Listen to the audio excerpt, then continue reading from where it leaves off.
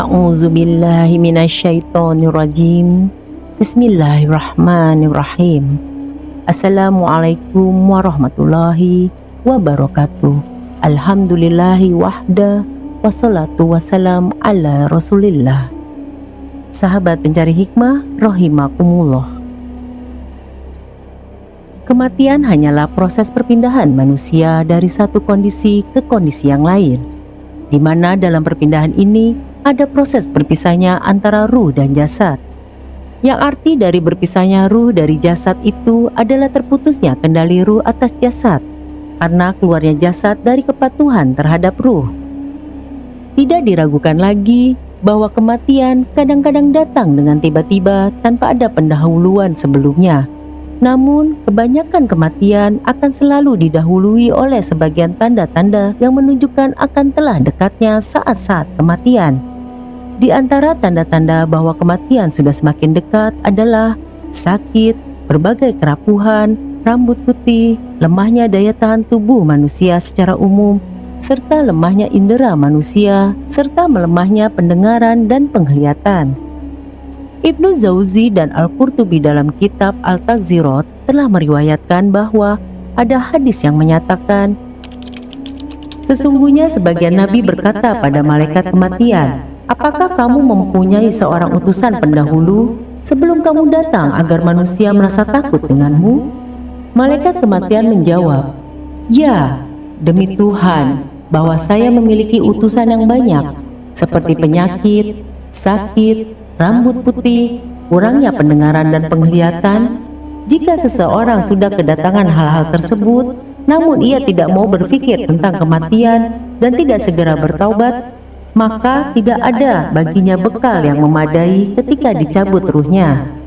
Tidakkah kami telah mengirim pemberi peringatan yang silih berganti kepadamu? Aku, malaikat kematian, adalah utusan yang tidak ada lagi utusan setelahku. Aku adalah pemberi peringatan yang tak ada lagi pemberi peringatan setelah aku. Diriwayatkan oleh Al-Qurtubi dalam kitab Al-Taghzirat halaman 55. Disebutkan dalam tafsir Al-Tabarit tentang firman Allah dalam surat Fatir ayat 37 yang artinya, dan apakah kami tidak memanjangkan umurmu dalam masa yang cukup untuk berpikir bagi orang yang mau berpikir? Dan apakah tidak datang kepadamu pemberi peringatan? Yang dimaksud pemberi peringatan di sini adalah rambut putih. Dengan melihat pentingnya kecepatan kematian dalam berbagai tahap perpindahan manusia dari satu kondisi ke kondisi lainnya, Al-Quran merasa perlu untuk memberikan penjelasan langsung mengenai hal tersebut melalui banyak ayat-ayatnya. Setidaknya ada 4 ayat yang menjelaskan tentang cepatnya proses kematian. Yang pertama ada dalam surat Al-Waqiah 83 yang artinya, maka mengapa ketika nyawa sampai di kerongkongan? Yang kedua adalah surat Al-Qiyamah ayat 26 yang artinya, sekali-kali jangan apabila nafas seseorang telah mendesak sampai ke kerongkongan.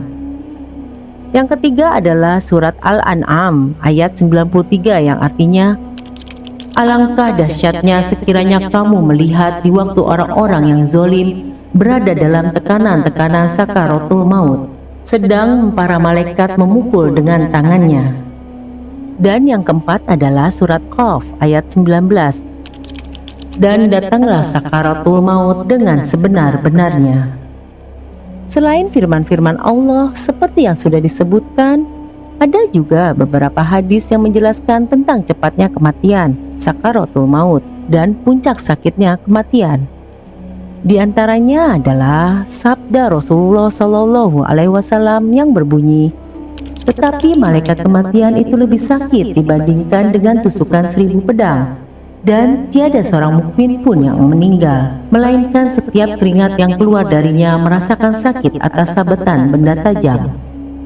Hadis riwayat Abu Naim dan Atha bin Yasar dalam kitab Al-Hilyat jilid 8 halaman 201 berkaitan dengan sakaratul maut. Aisyah radhiyallahu an telah menceritakan hal itu berkaitan dengan saat-saat meninggalnya Rasulullah Shallallahu Alaihi Wasallam.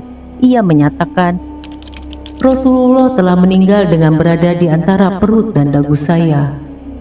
Maka Saya tidak lagi benci sakitnya kematian yang terjadi atas seseorang setelah kematian Rasulullah. Hadis ini diriwayatkan oleh Al-Bukhari dalam Sahih Bukhari. Aisyah radhiyallahu anha juga berkata, pada saat menjelang wafatnya, di hadapan Rasulullah Shallallahu Alaihi Wasallam ada bejana besar yang berisi air. Maka beliau pun memasukkan tangannya ke dalam air lalu membasuh wajahnya dengan air itu seraya bersabda, tiada Tuhan selain Allah, sesungguhnya kematian mempunyai saat-saat sekarat. Kemudian Rasulullah Shallallahu Alaihi Wasallam meluruskan tangannya seraya bersabda, semoga aku tetap dalam naungan kasih sayang yang paling tinggi. Sampai kemudian dicabutnya nyawa beliau, sedang tangan beliau menjulur ke depan. Kisah ini diriwayatkan oleh Imam Bukhari dalam Sahih Bukhari. Sahabat pencari hikmah, lihatlah bagaimana sakaratul maut demikian hebat terjadi atas diri Al-Habib Al-Mustafa Nabi Muhammad Sallallahu Alaihi Wasallam, padahal beliau adalah seorang nabi dan rasul. Lalu bagaimana dengan kita, seorang manusia biasa? Sakitnya sakaratul maut yang terjadi atas Nabi Sallallahu Alaihi Wasallam dan juga para nabi dan rasul lainnya mengandung faedah yang agung, yaitu hendaklah semua makhluk mengetahui perkiraan sakitnya kematian. Hendaknya mereka mengetahui bahwa sakitnya kematian itu adalah bersifat batin. Meskipun sebagian ulama dalam berbagai kitab mukhtasar lebih menonjolkan bahwa tidak terlihat gerakan dan juga kegaduhan dalam proses meninggalnya Rasulullah, dan justru melihat kemudahan keluarnya ruh di sana, yang demikian itu menyebabkan mereka menyangka tentang mudahnya proses kematian. Padahal mereka tidak mengetahui hakikat yang terjadi dalam diri seseorang yang sedang mengalami proses kematian. Ketika para nabi yang dapat dipercaya dalam pemberitaan mereka menjelaskan tentang sakitnya kematian, meskipun mereka adalah orang-orang yang dimuliakan Allah dan diringankan atas mereka itu sakitnya proses kematian atas sebagian dari mereka.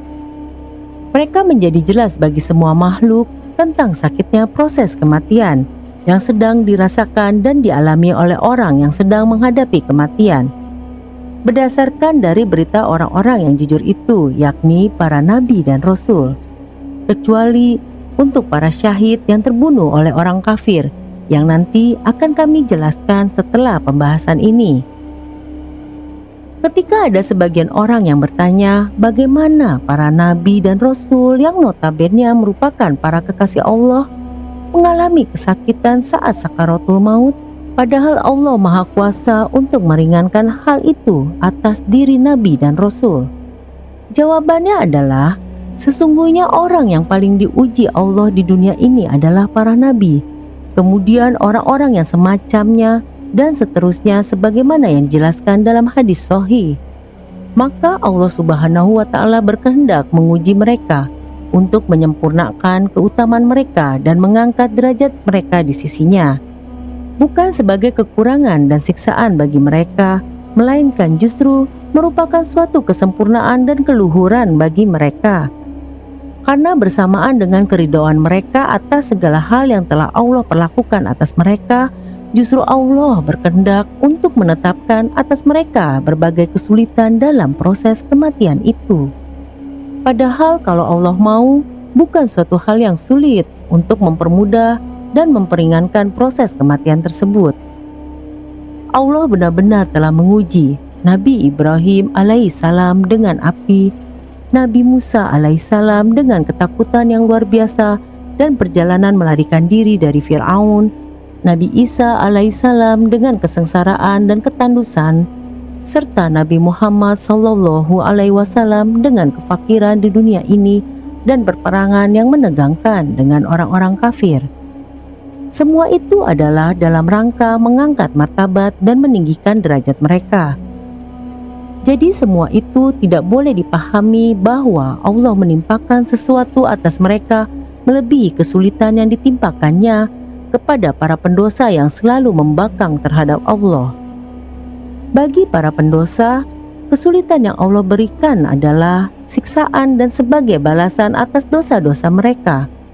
Jelas tidak ada kesamaan antara kesulitan yang ditimpakan kepada para nabi dan rasul dengan kesulitan yang ditimpakan kepada pendosa yang pembangkang. Setiap makhluk akan mengalami sakaratul maut ini ketika kematian datang menjemput. Tidak ada beda antara bangsawan dengan rakyat jelata, antara jasmani dan rohani. Semua akan minum seteguk dari gelas kematian itu dan tercekik dengannya. Allah Subhanahu wa Ta'ala telah berfirman dalam surat Ali Imran ayat 185 yang artinya, setiap yang bernyawa pasti akan merasakan kematian. Saat ajal manusia telah tiba, malaikat turun dari langit dan memberi kabar gembira kepada orang-orang yang beriman dengan bisyarah atau karunia yang baik-baik. Allah telah berfirman dalam surat Fussilat ayat 30 yang artinya, sesungguhnya orang-orang yang mengatakan Tuhan kami adalah Allah, kemudian mereka meneguhkan pendirian mereka, maka malaikat akan turun kepada mereka dengan mengatakan, janganlah kamu merasa takut dan janganlah kamu merasa sedih. Bergembiralah kamu dengan surga yang sudah dijanjikan Allah padamu.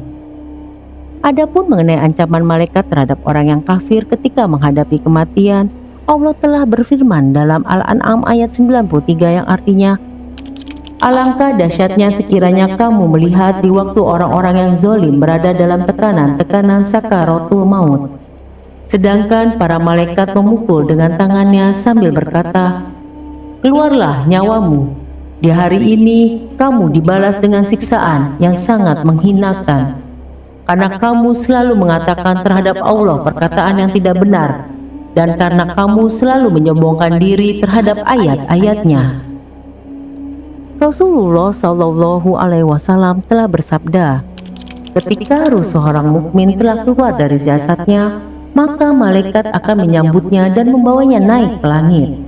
Hamad berkata, Rasulullah selanjutnya menuturkan wanginya bau nyawa itu serta menyebutkan wanginya mix dengan bersabda, penghuni langit pun berkata, wahai ruh mewangi yang datang dari permukaan bumi, Allah menyampaikan salamnya kepadamu dan kepada jasad yang kamu tempati. Maka berangkatlah malaikat dengan ruh itu menghadap Allah Subhanahu wa Ta'ala. Dan kemudian Allah pun berfirman kepada malaikat, bawalah ia ke Sidratul Muntaha. Selanjutnya Rasulullah bersabda, sesungguhnya orang kafir jika ruhnya telah keluar dari jasadnya, Hamad menuturkan, Rasulullah menyebutkan ruh mereka sebagai berbau busuk dan terlaknat. Maka penghuni langit akan berkata padanya, wahai ruh menjijikan yang datang dari permukaan bumi. Selanjutnya Rasulullah pun bersabda, maka dikatakanlah kepada para malaikat, berangkatlah kalian dengannya ke neraka Sijjin. Hadis riwayat Imam Muslim. Nabi Shallallahu Alaihi Wasallam telah bersabda, sesungguhnya orang yang sudah meninggal akan didatangi malaikat. Ketika ia orang yang soleh, maka para malaikat itu akan berkata, keluarlah engkau wahai jiwa mewangi yang ada dalam jasad yang wangi. Keluarlah engkau dengan segala pujian dan berbahagialah engkau dengan ruh dari bau yang sangat wangi, karena Tuhan tidak murka kepadamu. Ketika penghuni langit bertanya kepada malaikat pembawa ruh tersebut, siapakah ini? Malaikat menjawab, fulan. Para penghuni langit pun berkata, selamat datang wahai jiwa yang harum yang ada di jasad yang mewangi. Masuklah engkau dengan segala pujian dan berbahagialah engkau dengan ruh dan bau yang mewangi, karena Tuhan tidak murka kepadamu. Nabi Shallallahu Alaihi Wasallam bersabda, yang demikian itu akan selalu diucapkan oleh para penghuni langit secara terus-menerus sampai para malaikat selesai mengantarkannya ke langit di mana Allah ada di sana. Lalu, bagaimana dengan nasib orang-orang jahat dan zalim? Para penghuni langit berkata, keluarlah engkau wahai jiwa menjijikan yang ada dalam jasad yang menjijikan. Keluarlah engkau dengan segala celaan dan berbahagialah dengan segala siksaan dan derita. Yang demikian itu akan selalu diucapkan terus-menerus sampai kemudian malaikat membawanya ke langit dan memohon untuk dibukakan pintu langit untuk ruh itu.